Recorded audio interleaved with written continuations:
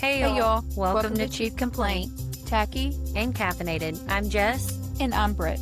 We're two nurse practitioners, moms, wives, and longtime friends who met in nursing school, and somehow we've managed to juggle evolving healthcare, careers, and our home lives. This is where we talk about the things that don't fit into a 15-minute visit: healthcare, beauty, motherhood, marriage, business, burnout, and whatever else life throws at us. Two NPs, real life. and fully caffeinated. Hey y'all, Hey y'all. Episode 6. welcome to episode 6. So fast. Yes, So today we're going to talk about faith. Just simply faith. And we'll both share stories and verses that have gotten us to where we're at today and just show how faith kept us anchored in every phase of our life to get us to where we're at.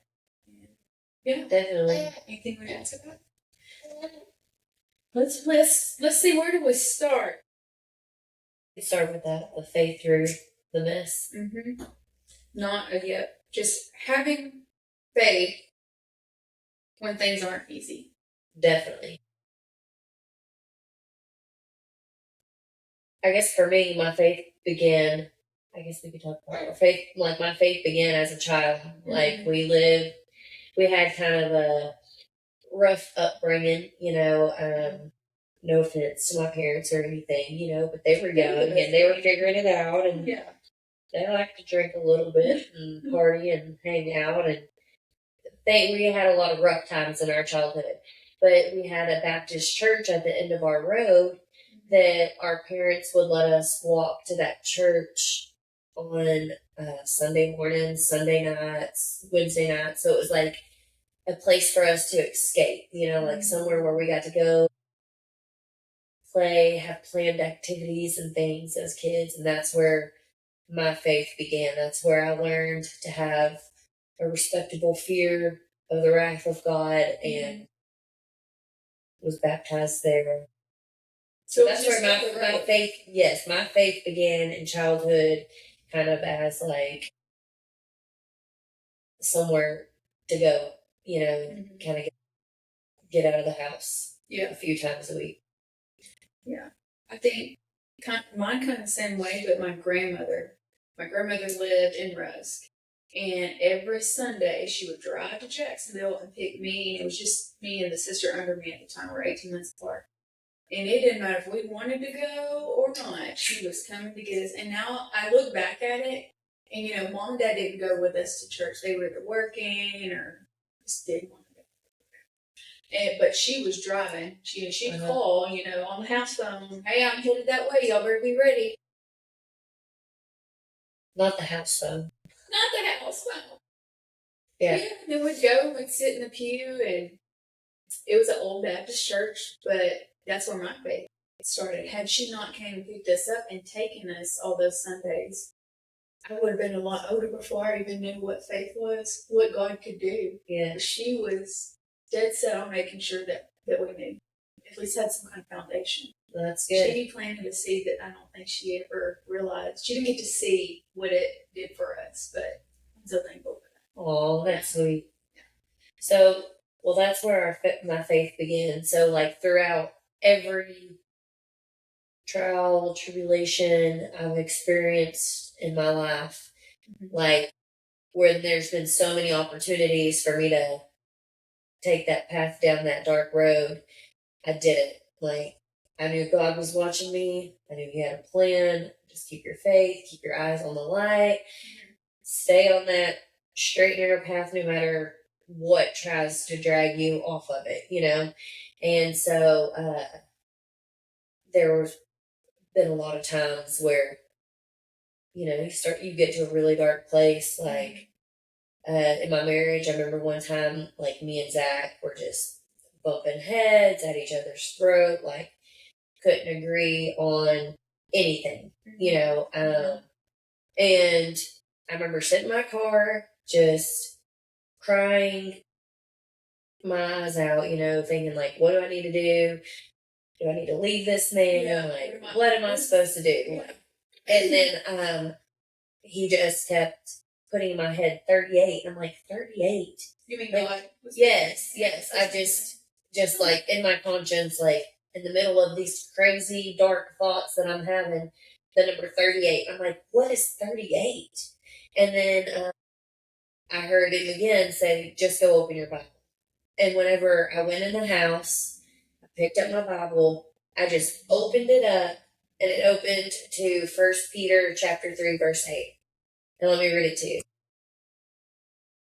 It said, call the blessing to sum up, all of you be harmonious, sympathetic, brotherly, kind-hearted, and humble in spirit, not returning evil for evil or insult for insult, but giving a blessing instead. You were called for the very purpose that you might inherit a blessing. For the one who desires life, to love and see good days, must keep his tongue from evil, his lips from speaking deceit. He must turn away from evil and do good. He must seek peace and pursue it. For the eyes of the Lord are towards the righteous, and his ears attend to their prayer. But the face of the Lord is against those who do evil. So then it was like, What did that mean to you? to me, it's like, don't fight. Like, okay, my husband says crazy things. That's nothing new to nobody, but it's like, don't fight back. Don't return an insult with another insult. Just continue to love. Just love him mercifully. You're not perfect, Love mercifully. It was a way for you to take control of the situation Yes. and not let it. And that has been the best thing that I've ever personally done for my marriage is just love mercifully. Let him say whatever he wants to say. Don't be offended. Right. Like, don't return an insult with an insult. And that's really paid off in my favor. I feel like our marriage is a good, solid marriage. After all the lows that we went through. Yeah, it's more solid now. Yes, definitely. Absolutely. Yeah, that's a good, powerful. It's not short either, but it's like exactly what you were going through at the moment. That's exactly what he wanted you to hear. Yes. That's amazing. That is amazing. We have to get through those hard times in order to see what else God has in store if we get past this hurdle. And just having discernment, the fact that you could feel and hear him telling you to do something. Right. You had to have faith to think, there has to be a reason. Right. Like, even though it wasn't like very specific, just being receptive to the message, it's like 38. Yeah. What are you saying? 38. And then it's just like, just go open your Bible. It didn't tell me where to go open my Bible to, just went and there it was. Opened it, and there it was. First Peter chapter 3, verse 8. If that's not faith, I don't know what is. Because, yeah, I feel like I've done that too, where I'm just going to open it today and just see where it leads. And it's like that story I read that day. Yes, it just hits home. Yes, for where I am in my life. And I'm like, how? I could be anywhere. But somehow, he spoke to me through those words. Yes. Like, it's just having faith that he knows better than we do. So faith, to me, wasn't really a feeling. It was something I had to decide to do to be able to keep showing up for myself and my family. Like, when I didn't see results, I needed to choose faith and not doubt. Mm-hmm. And so it wasn't really a feeling. It was something, I had to know. I had to know for sure. And I'm all about 100% certainty. That's how I make decisions, risk and benefit. Like, that's how I weigh it out. And there's no risk when you choose faith, I feel like. The only risk is in your brain, the doubt. But when you actually follow God and listen, like, what risk are you taking?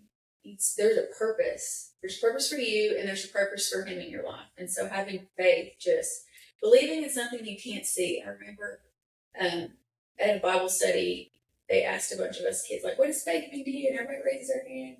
And somebody said that, and I was like, dang, ain't nobody going to repeat what they said. But yeah. It's believing something you can't see, or you don't know how it's going to pan out.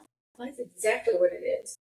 A Bible verse that I have saved in the past was Matthew 6:33. It Seek the kingdom of God above all else and live righteously, and He will give you everything you need. Yeah. So, and I wrote notes beside that. This is about 2015 when I came across this, and it says, God is your provider and your sustainer. Do not worry about any of your needs. God will provide, He will shelter, and He will sustain you. He knows what you need and is forever present. So, I'm like, even in the bad time, even when I choose to do bad things, He's there. I have another faith story. Okay. And how God provides if you're just patient. Like just another personal experience of what it looked like. So when I was in the LVN program, I already had my first son, and I was living in Chapel Hill, working in White House. My aunt was helping keep my oldest son in White House. So I go from Chapel Hill to White House, work in the morning, and then go from White House to Tyler, 2 to 9 for the LVN program, and then go from Tyler to White House to pick up my son, from White House to Chapel Hill. Well, I was out of gas, like had zero money, zero. Yeah. And I remember I was like, I can't miss any school. I have to get to work. I don't get paid till tomorrow. And I remember just praying, like, God, please provide a way. Like, how am I going to do this? You know, like, please just provide me a way. And I'm praying to Him as I'm pulling laundry out of the dryer, and a $5 bill was right there in my laundry. I never kept cash. You can call it coincidence if you want. Yeah. I know it was God 100%. He Okay. heard my prayer and He answered. He didn't give me $1 million in my dryer. He gave me $5, which was at that point in time just enough to get me gas in my car to get me where I needed to be and back until I got paid the next day. It was just enough. Just enough. Just enough. That kind of reminds me of the mustard seed. You know, that's my favorite verse. You know, if you have faith just this much, you can move that mountain. And it's like $5. Yeah. What this going to do? It got you everywhere. It was exactly what I needed at that time. Yeah, absolutely. That's amazing. That is amazing. Now, can I just like find a bag of money? Yeah. Outside of the parking lot? No, God knows what we need. Yes. What we don't. So. And while we're talking about doubt, I guess, was there ever a time that you doubted your faith? Oh, yes. Or you doubted if God was real?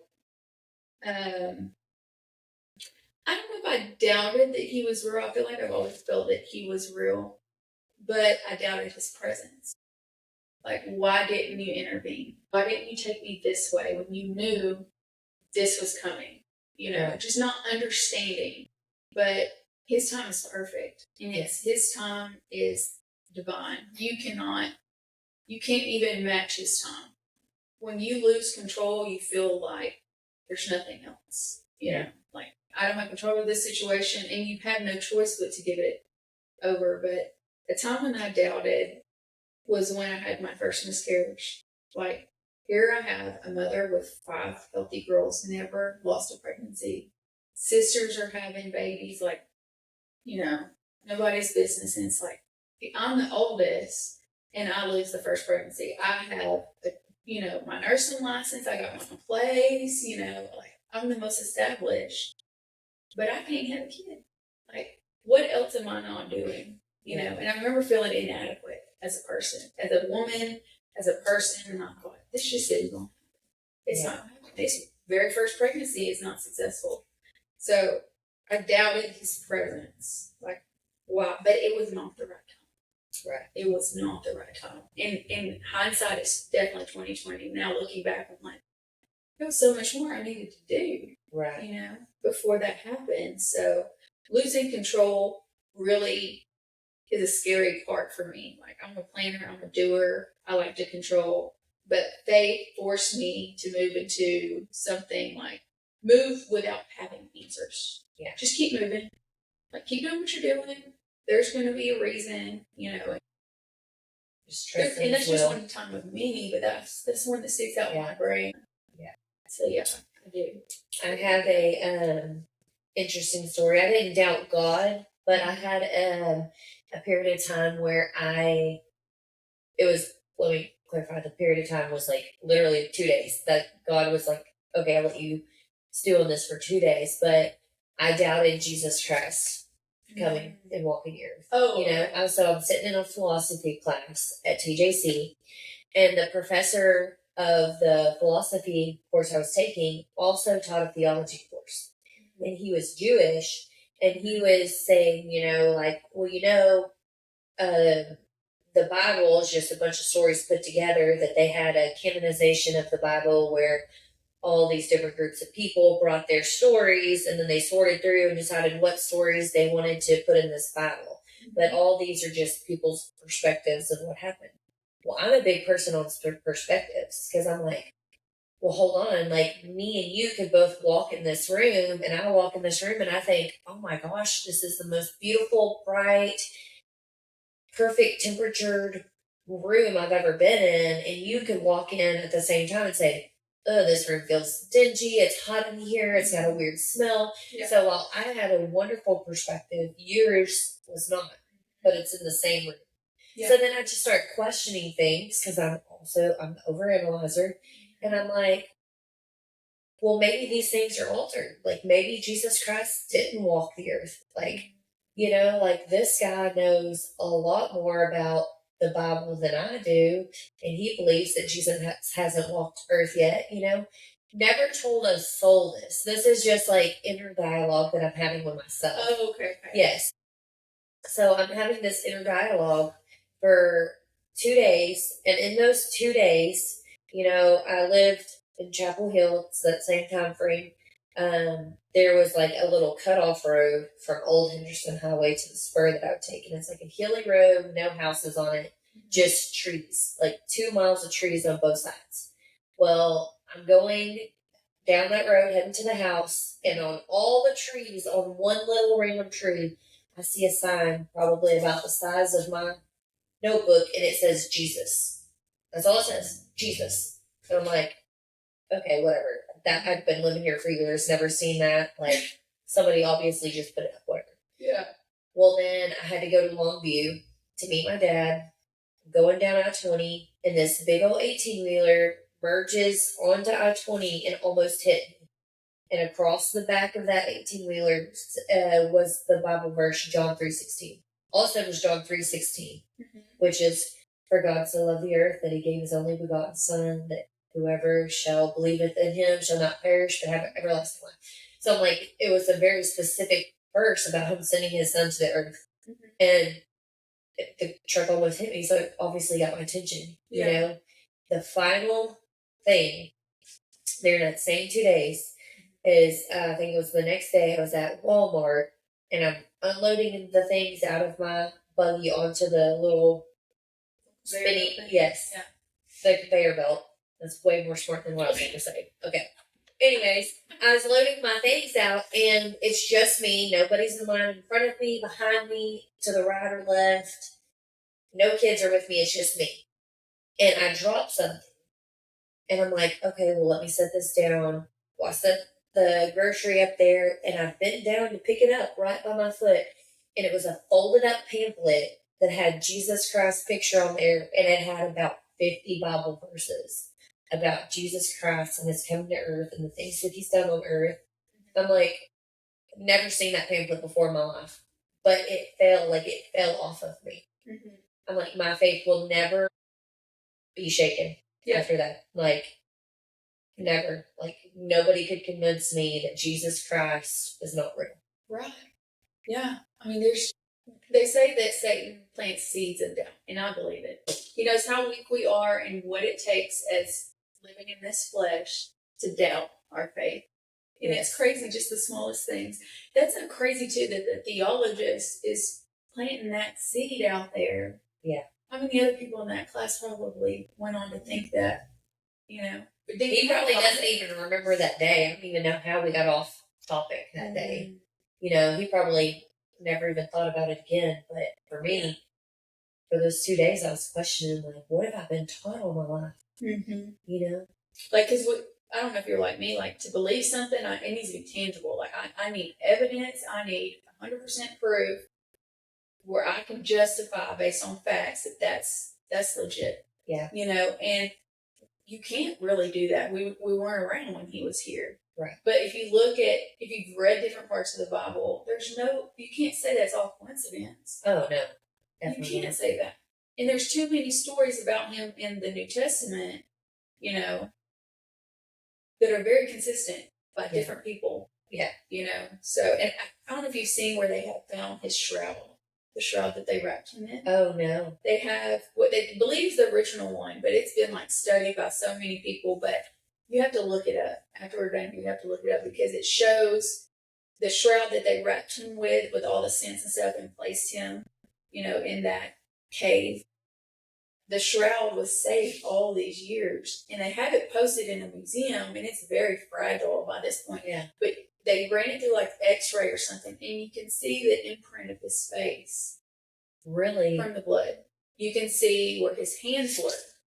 And there were so many things anatomically correct. There was no, you gotta look it up. And then it's kept somewhere. I can't remember where it's kept. But they truly believe that it was about the same size as him, not the shroud, but the actual imprints of the blood. You could see where he had the thorn. It's just crazy when you look at it. It's like, do you need to see that to believe? Yeah. It helps. Yeah. It helps, but it's like, somebody could have that is way too long ago to know what that is or who that came from. Well, they say they found like chariot wheels and stuff like that in the bottom of the Red Sea now, like where the Red Sea had been split, where they washed away. Faith is believing in something you can't see. We didn't see those things. We just have accounts of them. So faith starts where your doubt ends. Faith starts where control ends. I feel like. So yeah, that was the next thing was doubt. It's funny that you went there. I have another story that was just put like just having faith that you can't see. So, and like the Lord speaking to you at times. You know, I've only been in like one real car wreck, and that was December of 2024. I was heading from work, and I was heading to my mother-in-law's to have like a Christmas get together, and it was raining and cold, and my car hydroplaned, and it pulled me all the way across the line like I was about to be in a head-on collision with a vehicle that was bigger than mine. That's all I could think. And I knew not to overcorrect, but in those split seconds, I was just like, no, the ditch is better than a head-on going 60 and 60, you know? So I jerked the wheel to right and hit a ditch and went flipping. But it sounds dramatic because I'm standing here perfectly fine, and by the grace of God, I had no injuries. But I thought I was gonna die, and like in that moment, like without even thinking about it, all I could do was cry out to God. And I like the second I knew I had no control of my vehicle, I just said, "God be with me," and then I definitely blacked out like for a little bit, and then I remember kind of thinking like as my car was flipping, like my kids need me, like please make it stop, and like my car came to a stop, and I was afraid, like shaking. I was afraid to touch anything because I just knew like I had to have serious injuries, you know. And I had one bruise on the back of my ear, which I had the Christmas presents in the back of my car. And whenever I was done flipping, one of the Bath and Body Works shower gels from the back of the car was laying in my lap. I'm like, I know I did not just total my car like 3 or 4 times and almost get taken out by a bottle of Bath and Body Works. Oh my God. But that was my only injury. But then the next day at church, you know, I'm standing there, and the song they were singing was "I sought the Lord." You know, I called out to the Lord, and He heard and He answered. And I immediately just started bawling because I'm like, that's exactly what happened. Yeah. Like in that moment, I called out to Him, and He heard me, and He answered me, and He protected me, and got me home safely to my kids. And your daughter was supposed to be with you. Maddie was supposed to be with me. Yes, but a bunch of patients came in at the end of the day, and I'd asked my son to pick her up. So 45-minute time difference, and she would have been in the car with me. Wow. That's scary. Very Yeah. scary. But I mean, there's no other explanation of how you walked away from that. You Right. said people seen it too. Yes. Like, that's crazy. Like, the kid that opened the door for me was like, I saw the fear in his eyes. Like, I think he was expecting to open the door and see that. After what he just seen. Yeah, I mean, he was just as scared as I was. And I was like, yes. Yeah. I've got PTSD after that. Yeah. I'm scared to drive in the rain anymore. Gosh, that's crazy. You know, just in our daily lives, how we just remember to think about him or ask for his help. Yeah. You know, sometimes we don't always call out for God until we need him. Right. You know, not just thank you or I have faith that you're going to let me live throughout this day, or thank you, or having faith that he's going to get you from home to work or your kids from school back home. Like, that's just faith. But when something bad happens, we're quick to lean on our faith. I think that's just being human, though, you know. Yeah. I think we all do that because we're so busy. But let's see. A few things I wrote down was faith in opening a business. Like, just not knowing, like, our patient's going to come see me. I'm a new provider in this small town where there's not many other providers. So the competition to me is high because there's not a bunch of us. There's already well-established, you know, clinics and stuff. So where am I going to fit in? Where is there even enough of the pie to eat from? Right. You know, this isn't my hometown. We've been here for 6 or 7 years, but, you know, pricing decisions, what am I going to be able to afford? And am I making the right decision? And it's like, I feel like that was definitely a God thing, a faith thing. Because, you know, I worked at an urgent care who had shut down before at multiple locations, was threatening within the next 2 weeks of shutting down the location I currently was at if numbers didn't come up. Yeah. And to me, they weren't playing. They'd done it. So the fear of being jobless was greater than the fear of stepping out on my own and doing it for myself. I'd already helped a different provider in another town open a practice. I helped open multiple med spas in the past. Like, it's not like I didn't know what I was doing. I was like, where am I going to get the money from? Right. And so at that point, I was like, I got to do something. I just started making good money as an NP. I can't not have a job, and I can't wait for them to make that decision. I'm going to have to make that decision because here I am in control of everything. So, but I'm like, how am I going to do this? And I remember just like praying and crying about it. And I didn't spend too much time dwelling on it because I was like, you got to come up with a plan. Like, you got 2 weeks. Yeah. So I didn't wait the 2 weeks. I was just like, you know what? And at the time, the provider in another town that I helped build his practice, I was working as a nurse practitioner for him. When I decided to pull back from the urgent care that was going to close, and he wanted me to come there full time. Okay, I got another full time job. Backup plan, 45-minute drive away. You know, been working both jobs all year, making it work somehow. Working 6 and 7 days a week. I worked for him 3 or 4 weeks, and then he decided to pull the plug on practice on a Sunday night. So, yeah, I was jobless that next Monday. So you had to. What else? So there's a few things that like were coming to mind. We've said it before, like God doesn't close one door or he doesn't open another one. And then also I was thinking of Field of Dreams, like if you build it, they will come. You remember that show? Like, you remember that movie? Yeah. That's what I was thinking. Like, just do it, Brittany. He'll send the patients in here. Yeah, and people keep telling you that, and you're listening. You're seeing money go out the door, but you're not seeing money come in or patients.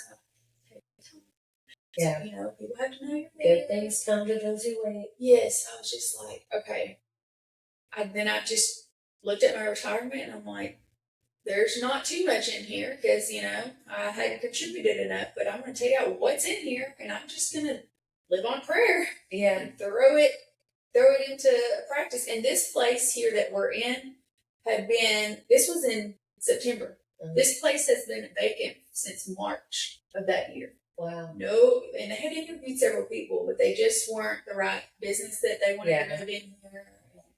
And I just happened to see it come across Facebook Marketplace, that they were leasing it, and I was like, this was March. There's no way they're still. And I reached out, and they responded, and they were like, actually, it is still vacant.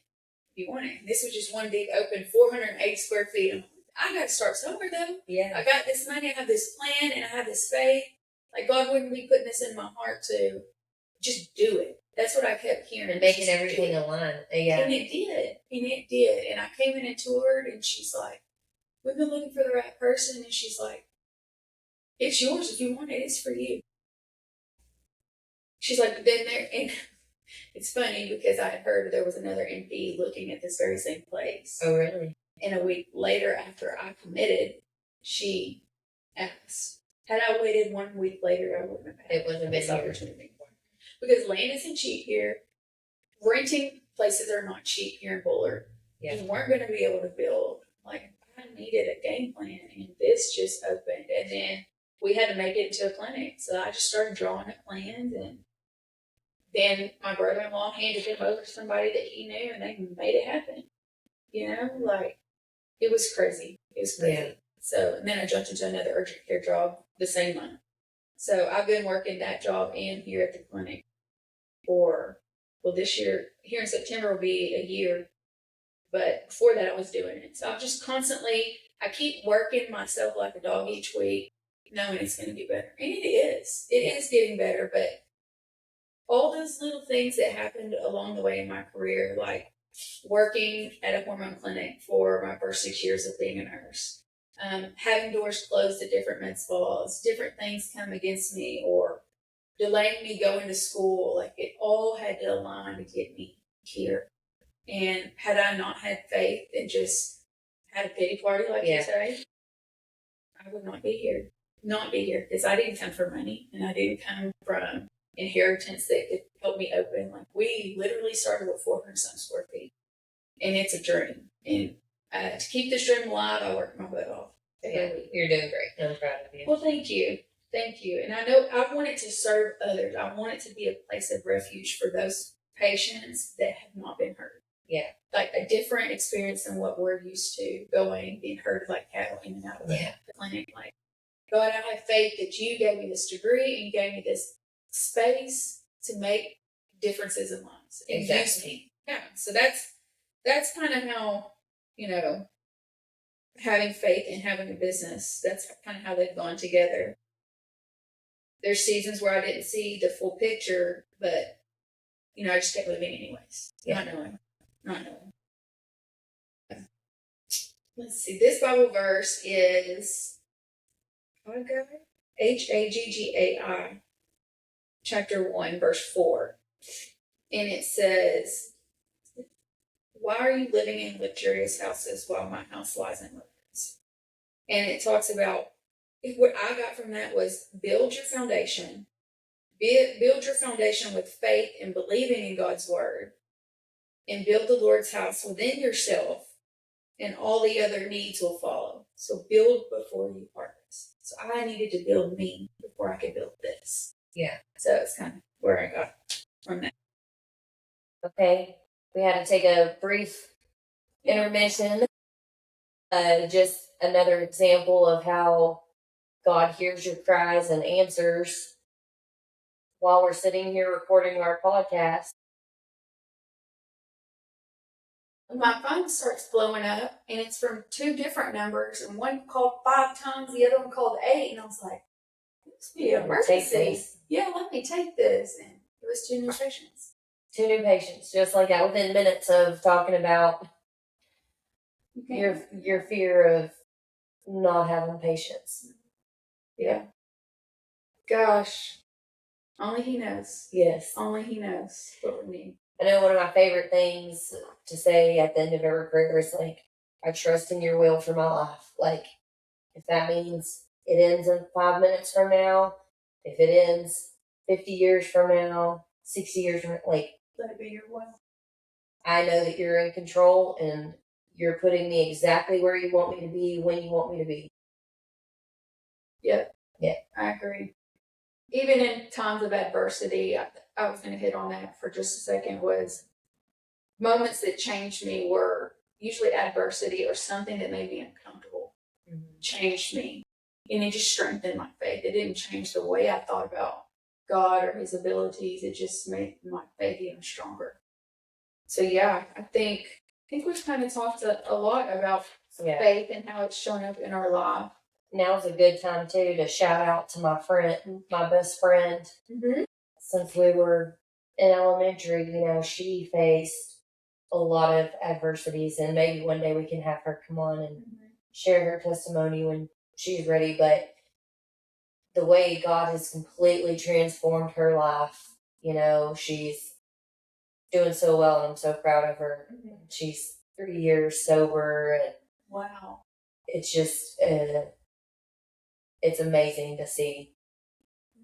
But if she hadn't been put in all those places that she was put in, maybe her faith wouldn't be as strong as it is today.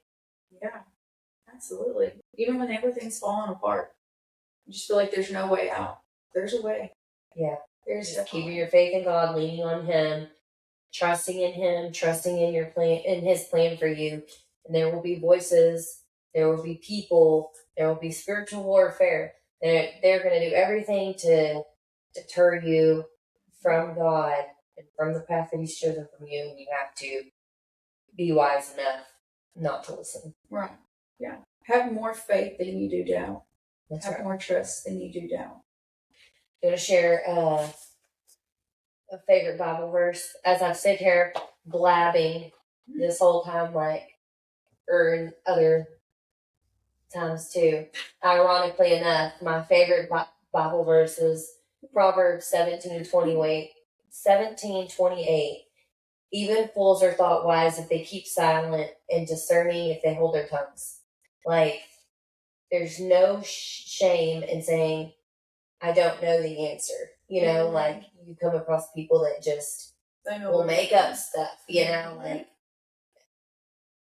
misleading, or just make themselves look foolish talking about something that they don't know what they're talking about. Whereas if they would just stay silent in that moment and maybe listen and not speak, then they appear to be wise. Now just listen and stay silent. It just is what it is, yeah. And sometimes that's enough. It's just to be silent.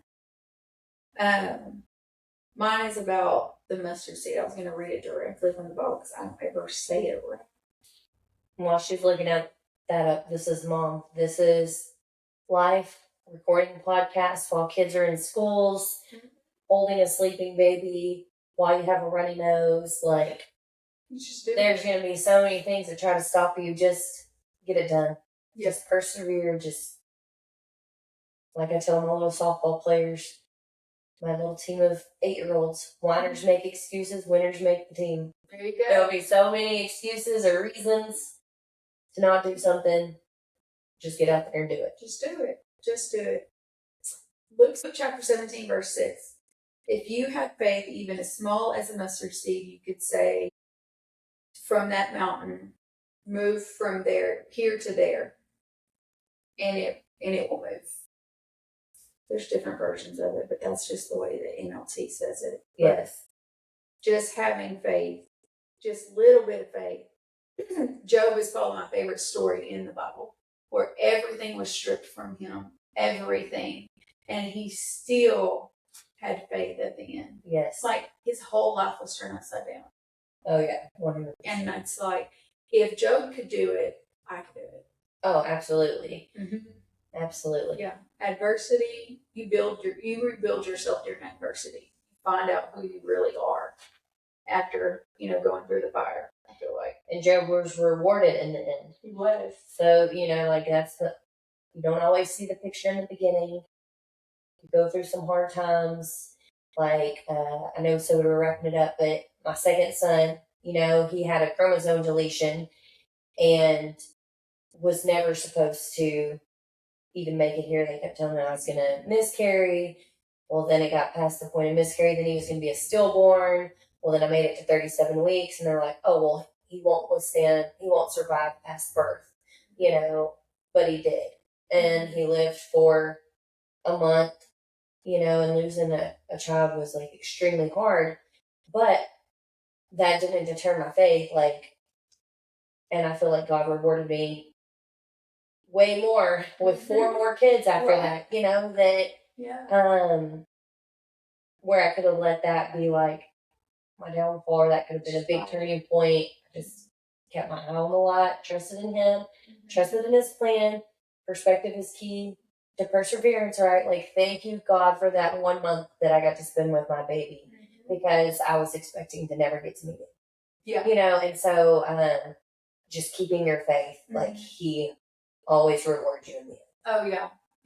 That is such a powerful story, because you didn't see why you had to go through that. Like, you're an amazing mom. I don't know if you realize that, but I watch you, not just with Miley, but I've watched you over the years, and it's like, you were meant to be a mom. That wasn't meant to stop you. That was made to strengthen you, because there were 4 more of those things coming. Miley is the caboose, but there's so many before her, and it's like, Miley, you get the best part of mom, because she's had to go through all these things. Yes. With every kid, I'm like, my oldest, I'm like, son, I'm going to be real honest, I don't know how you survive. Like, I don't remember feeding you half the time. Like, I didn't know nothing about being a parent, Like, I had to learn. He is a dang good kid. Yes, he is. You would not ever so know blessed. That. He is such a good kid. Such a responsible young man. So, yeah, I hope that we resonated with someone about our faith. We could go on and on. On and on. This is just the tip of the iceberg. That's why we're here. It was just the conversations me and Jess have had over the years, to be able to share that and bring y'all into the conversation now. I just feel like it's helping someone, or it's reaching someone. Yes. Someone's heartstring. It's like, you know what? I can do it. Yes. I can do it. 100%. And even if you don't believe in God, and you don't believe in the faith of Christianity, just believing in yourself, believing that there's another purpose for you, that life doesn't end where adversity or hard times start. That's just the beginning of a new journey. Yes. Just keep your head held high. Keep persevering. Keep going on. Keep your eye on the light. You'll get through it. You will get through it. So that's episode 6. Episode 6. Over her head. Now I'm over here a blubber mess. Well, that's how genuine it is. So I feel like we needed to do this one. I agree. Be that voice of encouragement. That's what I've always told people. Like, I feel like, because again, statistically speaking, raped as a kid, teen mom, losing a child, hard times in general. I wasn't a straight A student. Like, the odds come from a poor family. Like, statistically speaking, I should not be here. But I was like, and through all the different obstacles and the failing a course or not getting accepted, like, I knew that I would be here so that I could have this platform to be that voice of encouragement to somebody else that has gone through similar traumas, similar trials. It gets better, and keep your light on Him, and He will provide a way